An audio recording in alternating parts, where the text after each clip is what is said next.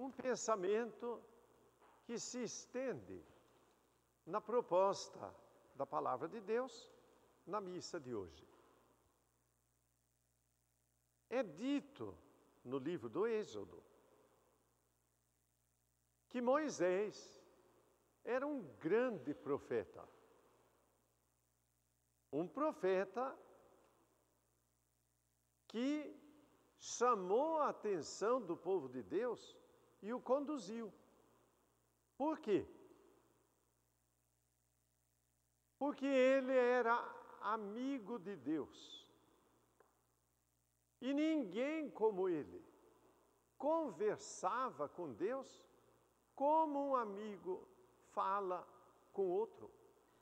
Isto é, ele vivia profundamente a sua fé. Era um homem voltado para a oração, mas tão fiel que todo o ensinamento que recebeu também transmitiu. E daí, primeiramente a palavra nos propõe Ezequiel, chamado por Deus.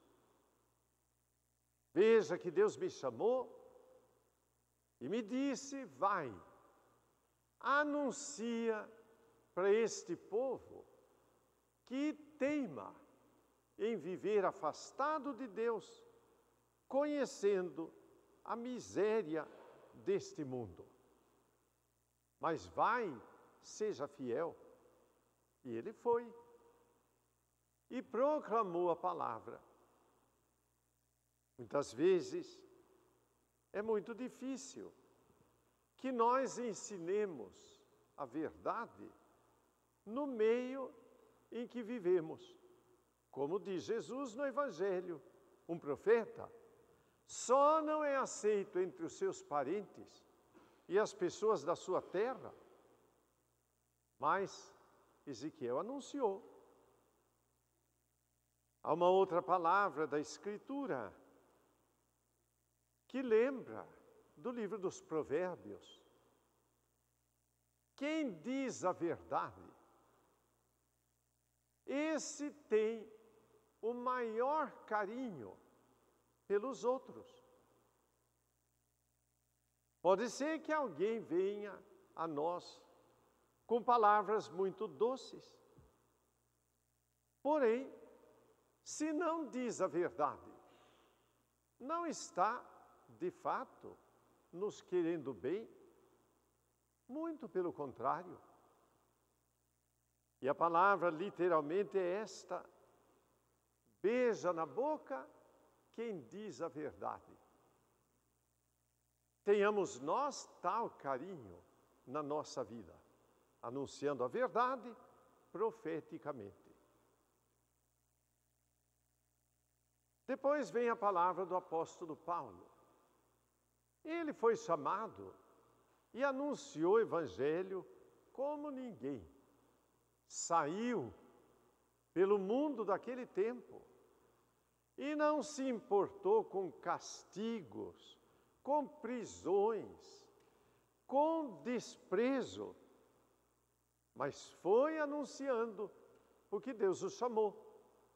E até pensa assim: mas quando eu percebi que tamanha honra Deus me tinha feito, chamando-me para anunciar a sua palavra, eu fiquei com medo.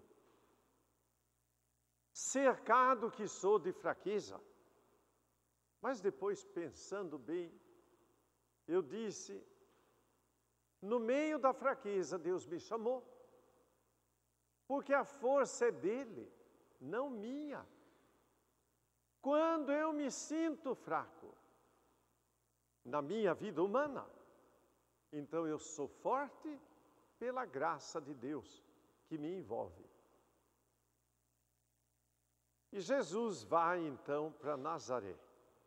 Ele é mais do que profeta, é o próprio Filho unigênito de Deus, que veio anunciar que ele entrega a vida pela salvação de todos.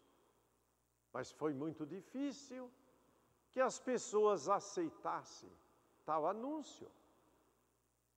No tempo de hoje, aceitamos com facilidade o anúncio da fé.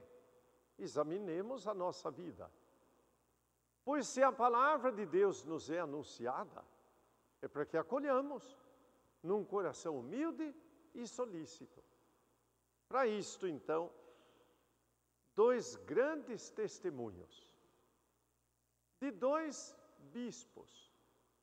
O primeiro, quase contemporâneo nosso, de Dom Helder Pessoa Câmara, arcebispo de Recife.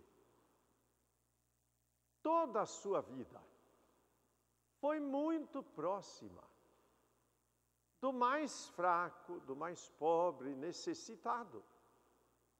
Mas por um carisma especial, também tinha o dom da palavra e anunciava com veemência. Muitas vezes desejaram tirar a sua vida, mas ele, simples, não temeu coisa nenhuma, continuou anunciando com vigor. Chegaram a acusá-lo de comunismo e de subversão, porém o seu testemunho foi testemunho de amor. Não recuou. O Senhor o chamou, teve coragem e foi adiante. Segundo testemunho é de outro bispo, Karol Wojtyła, polonês. Iniciou a sua vida numa família pequena, o pai e a mãe e um irmão apenas.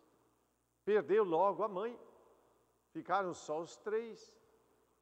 E a Polônia se tornou comunista pela invasão soviética.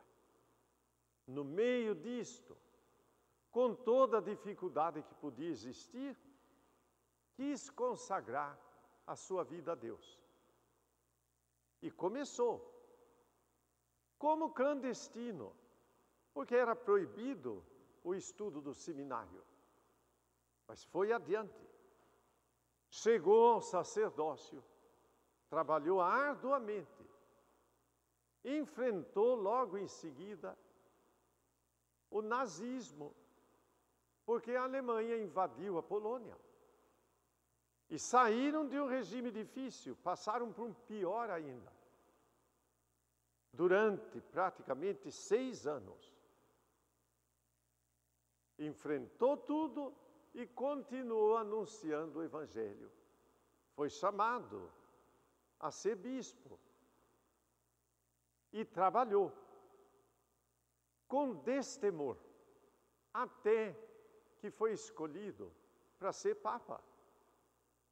São João Paulo II. E que testemunho profético nos deu São João Paulo no mundo inteiro. Visitou praticamente o mundo inteirinho. Por onde passou, reanimou a fé e a união do povo de Deus.